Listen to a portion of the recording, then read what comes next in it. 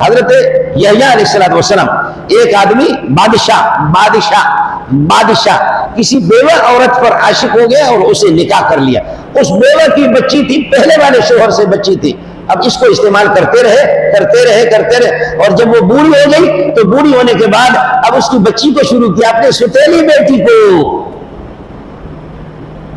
شروع کیا. یحییٰ علیہ السلام نے فرمایا کہ وہ بغیرت، یہ بیٹی ہے آپ کی، اس کی ماں سے جب آپ کا نکاح ہوا ہے ستیلی بیٹی کے ساتھ، اس پر یحییٰ علیہ السلام کو قتل کر دیا، شہید کر دیا. اللہ اے آسمان، تو نے یہ بھی دیکھا کہ بے حیا کو کہہ رہے ہیں کہ اپنے ستیلی بیٹی کے ساتھ منہ کالا کر رہے ہو، اس پر قتل کر لیا. اور اب اس پر ہوا کیا؟ جب یحییٰ علیہ السلام کا خون، وہ مولی منظور کا خون نہیں تھا، وہ یحییٰ علیہ السلام کا خون تھا. جب اس کا خون زمین پہ پڑ گیا تو زمین سے آواز، زمین ابل رہی تھی، وہ خون ابل رہا تھا، زمین رو رہی تھی.